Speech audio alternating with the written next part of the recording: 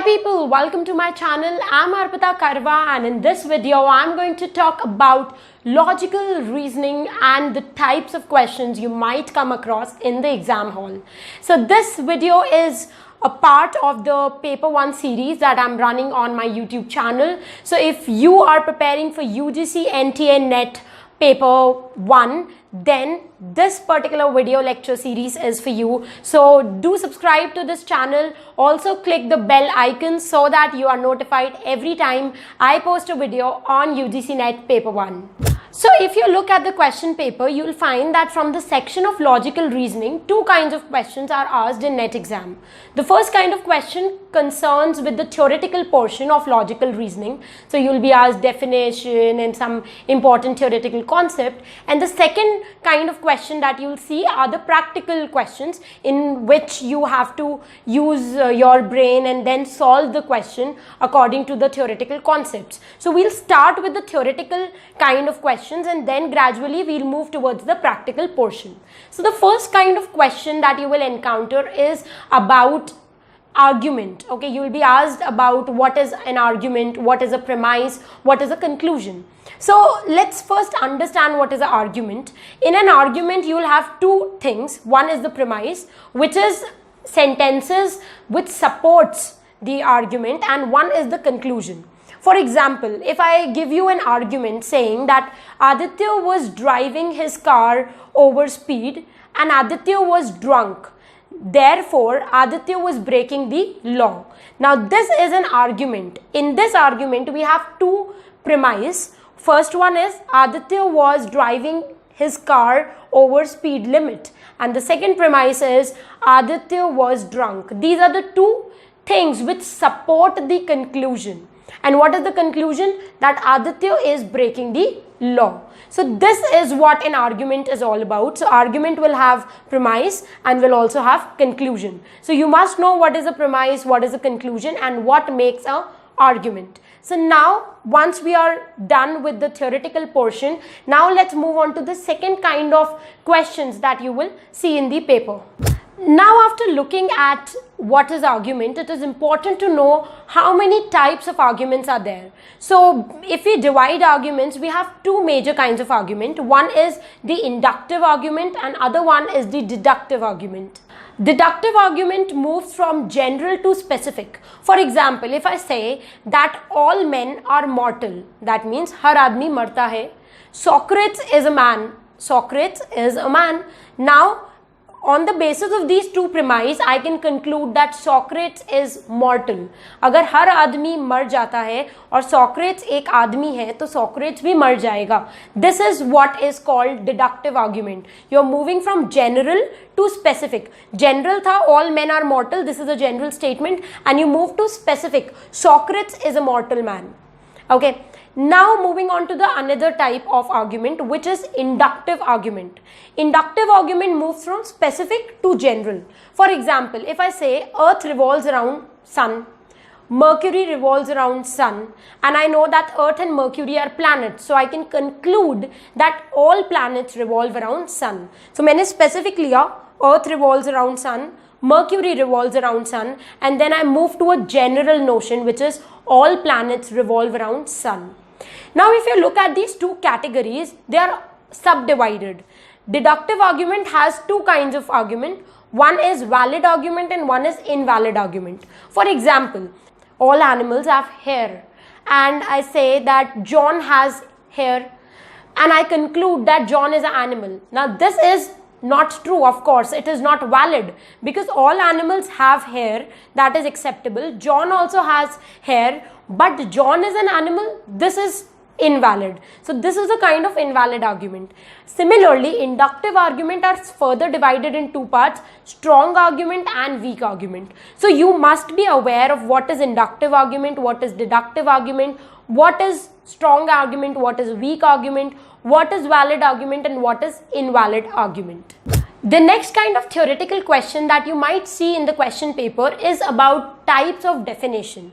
Types of definitions also come under logical reasoning. So there are various types of definition, out of which the common ones are stipulative definition. Now what is a stipulative definition? कोई भी definition जो नई चीज़ों के लिए आ रही है. For example selfie, ये एक बहुत ही 21st सेंचुरी टर्म है जो पहले नहीं था. सो पहले की डिक्शनरीज में आप देखोगे तो सेल्फी नाम का कोई भी शब्द नहीं है, ना उसका डेफिनेशन है. सो स्टिपुलेटिव डेफिनेशन मीन्स जो भी न्यूली कॉइंड टर्म्स हैं उनको जब हम डिफाइन करते हैं तो उस डेफिनेशन को बोला जाता है स्टिपुलेटिव definition. The next kind of definition is precising definition. For example, कोई एक definition जो एक particular situation के लिए fit होती है. आप movies देखने जाते हैं, movies में लिखा जाता है that students must show their ID cards. Now here the word student reflects any person who is below 18 years. So rather than writing below 18 years must show their ID cards, they have written students must show their ID cards. So student यहाँ पे defined है any person who is under 18 years of age. So this is a precising definition, precisely used for that particular situation. एक school में student की definition बहुत different है और एक मूवी हॉल में स्टूडेंट की डेफिनेशन डिफरेंट है. The third kind of definition is persuasive definition. जब आप किसी को परस्यू करना चाहते हैं, कुछ सोचने पे मजबूर करना चाहते हैं. A person who is against abortion might define abortion as a murder of an innocent person, murder of an innocent child in the womb. This is a definition of abortion given by a person who hates abortion. So you can see that this definition is trying to pursue you to think about abortion in a very negative way. So these are some important kinds of definitions जो exam में पूछी जाती है. They might ask you what is a persuasive definition. They'll give you 4 options. You need to decide which of them is correct. Or they will give you the definition and they'll ask you that which kind of definition is this. Then you need to decide that whether it is stipulative or whether it is argumentative or whether it is persuasive. After looking at the theoretical section, it's time to look at the practical portion coming from logical reasoning. So the first kind of practical question that you will come across is Venn diagram. Now what are Venn diagrams? Venn diagrams are basically tools that are used to represent complex relationship. For example, if I say that A set of people represents honest people, B set of people are sincere people, and C set of people are politicians, and I ask you that please tell me which of this set or which of this portion means sincere, honest politician. So if you can see, the intersection point of these 3 sets is the portion where you will find people who are honest, who are sincere, and also who are politicians. So this kind of complex relationship is denoted by the use of Venn diagrams. They sometimes give you Venn diagrams and ask question based on the Venn diagram, or they sometimes give you questions in which you have to make a Venn diagram and then answer the question. The next kind of question are premise and conclusion based question. In these questions, you will be given premise and you will be given a set of conclusions. Looking at the premise, you need to tell which of the conclusion is correct.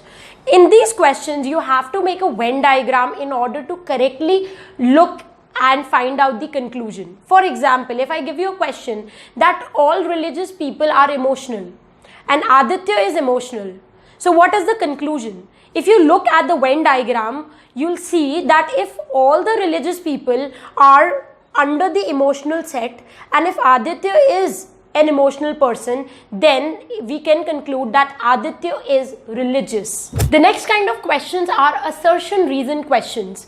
मैंने देखा है कि ये questions ना सिर्फ paper 1 में आते हैं but paper 2 में भी आते हैं. So you need to be very good at solving such questions because अगर assertion reason questions आपको नहीं आते तो आप बहुत सारे marks अपने lose कर देंगे. And इन्हें solve करना बहुत easy है. हम एक example से समझेंगे. Assertion is a statement and reason बता रहा है कि वो assertion ऐसा क्यों है. For example, मैं अगर आपको बोलती हूँ that the assertive statement is we feel colder on mountains, हमें mountains पे ज़्यादा ठंड लगती है. रीज़न है टेम्परेचर डिक्लाइंस विथ ऑल्टीट्यूड. जितनी हाइट पे आप जाएंगे उतना टेम्परेचर डिक्रीज होगा. ठीक है, अगर मैं प्लेन्स पे रह रही हूँ तो टेम्परेचर इज 30 डिग्री, मैं माउंटेन्स पे जाऊंगी टेम्परेचर विल बी 5 डिग्री, तो 5 डिग्री पे ऑब्वियसली ज़्यादा ठंड लगेगी. सो अब असर्शन क्या है? एक स्टेटमेंट, और रीज़न बता रहा है कि असर्शन वाला स्टेटमेंट ट्रू क्यों है, क्या रीज़न है. तो हमें ठंड क्यों लगती है? क्योंकि टेम्परेचर डिक्रीज होता है विथ ऑल्टीट्यूड। अब सबसे पहले इस क्वेश्चन को सॉल्व करने के लिए आपको असर्शन और रीजन क्वेश्चन स्टेटमेंट को देखना होगा। असर्शन स्टेटमेंट को देख के बताइए क्या ये सही है। If it is true then mark T in front of assertion. Then look at the reason statement. क्या रीजन स्टेटमेंट सही है? क्या टेम्परेचर डिक्रीज होता है जब हम हायर ऑल्टीट्यूड्स पे जाते हैं? Definitely it decreases, so reason statement is also true. So अब आपने सबसे पहला स्टेप क्या किया कि आपने असर्शन और रीजन स्टेटमेंट को अलग अलग देखा और फिर आपने देखा कि क्या दोनों स्टेटमेंट सही है या कोई एक गलत है। अब अगर ये आपने देख लिया तो आप अगर अपने ऑप्शंस में देखेंगे तो एक ऑप्शन है assertion is true and reason is true. And now look at the link between these two statement. अगर आपने असर्शन रीजन के बाद में बिकॉज लगा के रीजन स्टेटमेंट लगाया तो क्या this statement is making sense? If this statement is making sense that means reason is a correct explanation of assertion. So this is how you solve the question. सबसे पहले आपको assertion और reason question को statements को अलग अलग देखना होता है। कई बार ऐसा होगा कि असर्शन स्टेटमेंट गलत होगा या रीजन स्टेटमेंट गलत होगा। In that category you will gate either of the two options. Number one, assertion is true but reason is false, or assertion is false but reason is true. ये दो category आपको तब पता चलेगी जब आप assertion और reason statement को अलग अलग देखेंगे। तो आपको पता चल जाएगा कि इनमें से कोई एक गलत है। दैट मीन्स आपका जो ऑप्शन है वो या तो फर्स्ट होगा assertion is true and reason is false, या फिर सेकेंड होगा assertion is false and reason is true। अगर दोनों स्टेटमेंट सही है जैसे कि इस क्वेश्चन में है, उस केस में आपको थर्ड या फोर्थ ऑप्शन में से एक ऑप्शन सही मिलेगा। Assertion and reason both are true but reason is not a correct explanation of assertion, या फिर assertion and reason both are true and reason is a correct explanation of assertion. So अगर आप third fourth statement देखते हैं तो आपको पता चलेगा कि इस कैटेगरी में fourth statement is true. Assertion and reason both are true and reason is a correct explanation of assertion. But अगर मैं reason statement में डालती that sky is blue, now this is not a explanation of assertion. We feel cold on the mountains because the sky is blue. No, this is false. Both assertion and reason statements are true. Sky is blue, but still assertion statement का correct explanation reason नहीं दे रहा। So in this case third option is correct which is assertion and reason are true but reason is not a correct explanation of assertion. So आपने समझा आपको दो steps में इस क्वेश्चन को डिवाइड करना है। पहले स्टेप में आप नॉर्मली असर्शन और रीजन स्टेटमेंट को अलग अलग पढ़ेंगे और देखेंगे क्या वो सही है या गलत। अगर सही है तो टी मार्क कर दीजिए, अगर गलत है तो एफ मार्क कर दीजिए। अगर एक भी गलत है तो आपके ए या बी में से एक ऑप्शन सही होगा। बट अगर दोनों सही है तो आपको एक स्टेप फर्दर जाके बिकॉज लगा के दोनों स्टेटमेंट को देखना है। फिर आपको पता चलेगा क्या असर्शन और रीजन स्टेटमेंट के बीच में लिंक है या नहीं। So this is how you solve any assertion reason question. We come on to the next kind of questions that you will find in logical reasoning section, which is verbal analogy. Now verbal analogy is one of the most easiest kind of questions you'll see in the paper. You are just asked to find the link between two words. For example, they'll give you a question like clock is to time, then thermometer is to what? Now if you convert this into a sentence, you'll say clock tells time, then thermometer tells what? Then thermometer tells temperature. So the correct option is temperature. So I'm giving you a short homework. I would like to know your views in the comment section. I'm giving you a question which you need to solve and tell me the correct answer in the comment section. The question is, if light is to blind, then speech is to what? If light is to blind, then speech is to what? So put your answers in the comment section and let me see how far you are able to solve the verbal analogies correctly. So we come on to the last kind of questions that you will find in logical reasoning section, and that are the questions related to square of opposition.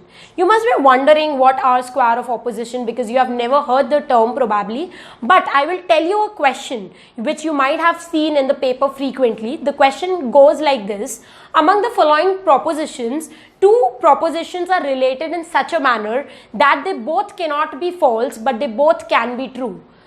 You need to find the two propositions, and they'll give you 4 propositions. Now, when you look at the question, you feel as if this question requires like 5 to 10 minutes of your time, only then you can solve it. But I'm telling you a short trick which you can use to solve such questions within seconds. The short trick is square of opposition. Square of opposition is a concept जिसे आप समझ जाते हैं तो इस type के questions को solve करना बहुत ईजी हो जाता है. Within 30 seconds you can solve this question. बहुत सिंपल कॉन्सेप्ट है बट थोड़ा सा टाइम कंज्यूमिंग है. I would not be able to incorporate this in this video lecture, so my request is that go to YouTube, type square of opposition. You will get a lot of YouTubers talking about how to solve such question. Understand how square of opposition works and then test yourself. I'm telling you, if you understand the concept of square of opposition, then these kind of questions would be a cakewalk for you. It's a very, very interesting concept and you'll love it once you understand it. You might have to put in a bit efforts to understand it for the first time, but once you master it, then I'm telling you, you will fall in love with this concept. So with that note, I end my discussion on logical reasoning. I've tried to give you a blueprint of all sort of questions that can come up in the exam and how to tackle those questions. I hope that this video was informative and it helped you in channelizing your preparation. If you like this video, then don't forget to give it a big fan thumbs up. Also subscribe to this channel because I post videos every weekend in order to help UGC NET aspirants in their preparation. You can also follow me on the social media platforms where I post the recent updates of UGC NET, of NTA, and also I am running this free Go NET quiz. You can go to my website arpitakarwa.com. All the previous year papers are there on the website. You can find them and then practice those papers in order to prepare well. Apart from that, if you are preparing for UGC NET English, then you can also join my online course in which I am providing 700 plus audio lectures, 200 plus PDFs and 200 plus mock tests. So if you are really interested in clearing NET this time, then this is one of the biggest opportunity you can get. That's it for this video. We'll meet very soon in the next video lecture. Till the time we meet next, happy learning, keep loving literature and stay tuned to arpitakarwa.com.